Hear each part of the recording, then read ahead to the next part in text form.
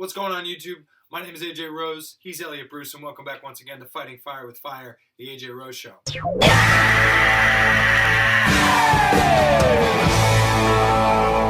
We're very sorry that we didn't have a video last week. That's because I ran out of room on the startup disk on my computer. Elliot was very mad about that. And he said, I did really well in my picks, too. He said, AJ, why don't you just delete a bunch of your podcasts and that'll make room? And lo and behold, that is exactly what happened, and it totally worked. That's why we're bringing this video to you now. So thanks to Elliot for fixing our little technical problem.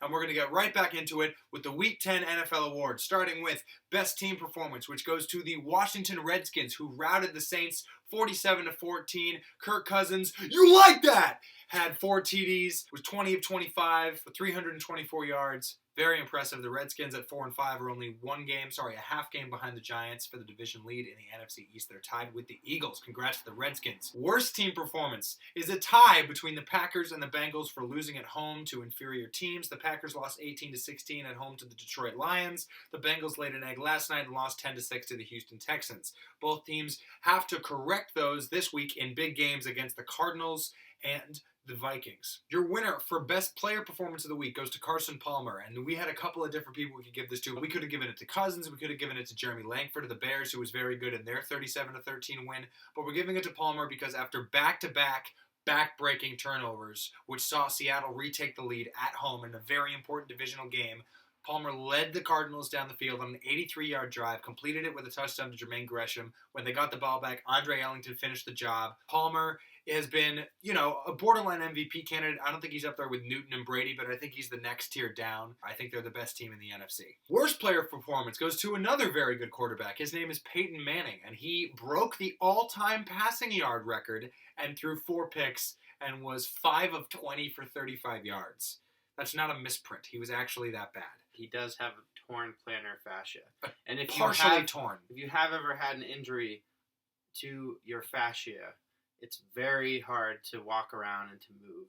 So give him a little slack. Our best play of the week goes to Stephen Gostkowski for his game-ending 54-yard game-winning field goal for the Patriots against the New York Giants, a game they won 27-26. Your worst play of the week goes to Elvis Dumervil for face-masking Bortles service, Blake Bortles, and costing them the game because the subsequent penalty put the Jaguars in field goal range. Jaguars quarterback. They kicked the game-winning field goal, and the Jags are all the way up to 3-6. And even at 3-6, they're 1 game behind the Colts and Texans for the division lead in the AFC South. That is sad times. Sad times for the NFL's worst division.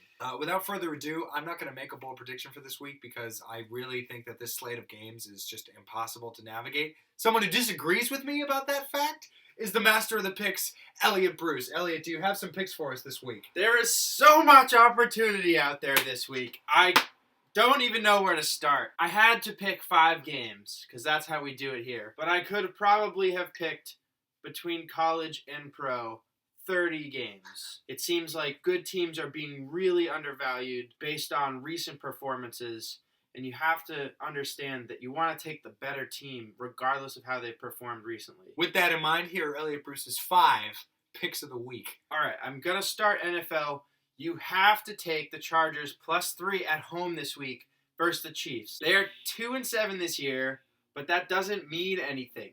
Record does not indicate how good a team is, and this team is better than the Chiefs. You got to take them at home. You take them. Just got to take them. The San Diego Chargers. Take them. Second of all, how is Dallas a pick-em at Miami? Miami is so bad. And Tony Romo is back. And Romo is back. And Miami has been so bad, just so terribly bad, that Philadelphia had to gift them the last game in order for them to get a win. The Dallas Cowboys. Take them. You gotta take the Titans at the Jaguars. The Titans +3. If you've watched the Jaguars this year, they are just the worst. And you just have to trust in Mariota this week to bring home the bacon. The team has actually been good with Mariota playing. The Titans +3. Take them. Moving over to college football, this is just the craziest over-under. UNC Virginia Tech, over 61.5. Both of these teams have been scorching hot on offense lately. This could be the highest scoring game ever. Ever. This could be a 67-65 game. The UNC Virginia Tech over. Take it. My fifth pick, I'm going to have to go with Michigan State plus 13.5 at Ohio State. This should be a total nail-biter down to the end. Michigan State could definitely pull off the upset here, and it should be a battle of 9-0 teams except for a late-game breakdown a couple weeks ago versus Nebraska.